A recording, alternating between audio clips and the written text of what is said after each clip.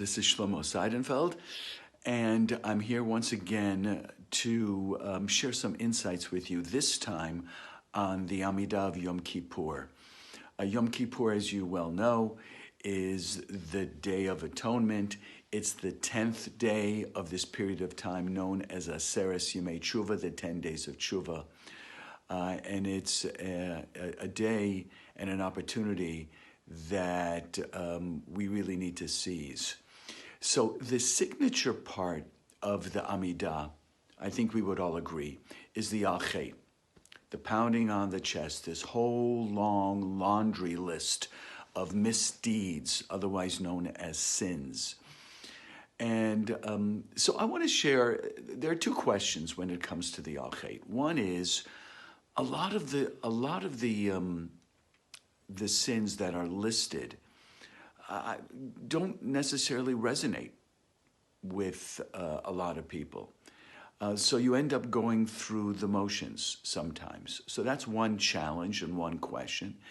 And the other question, and I'm going to focus on the second one more than the first, the other question is, why do we pound on our chest?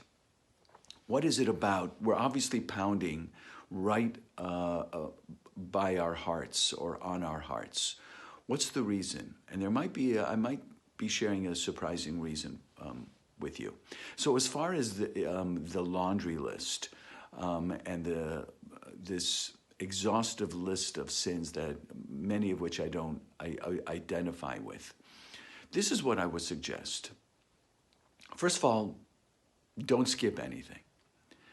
But secondly, make sure before you enter Yom Kippur, as you approach Yom Kippur, that you compose your own Al-Chet that speaks to you, that really captures and identifies the behaviors that you want to change.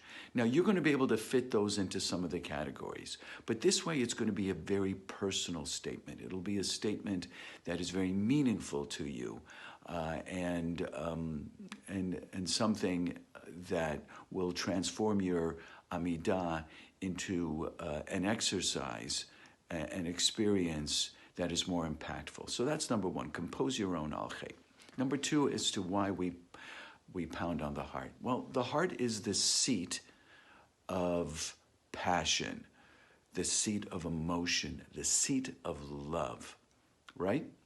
Okay. So here's perhaps a radical idea as to why we're pounding on our chest as we're identifying and stating and speaking these behaviors and sins. Because intuitively we know when we're sinning that we're not our best selves. We know it. So the question is, why would we do anything that's not in our best interest? What are we surrendering to? What's causing that? What's enabling that? So one idea is this, that all sin comes from a place where we don't love ourselves, when we don't feel a deep connection with our highest and best self, when we don't feel that our lives are meaningful, when we don't have purpose in our lives, when we don't have a strong self-image. When you don't care about yourself, when you don't love yourself, you're very capable of behavior that is destructive, because it's easy to surrender to impulses when you're thinking, what's the point? I don't know how to be my best self. My life isn't really that impactful.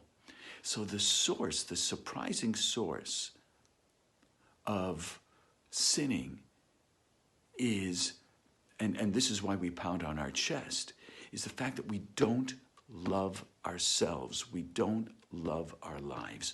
So our focus should be adding things to our lives that fill us up with a sense of purpose and a deep more elevated sense of self. And that starts with giving to others. Ironically, maybe counterintuitively, we love ourselves when we give to others. So that's my suggestion, my friends. Let's focus on being instruments and vehicles of giving and loving.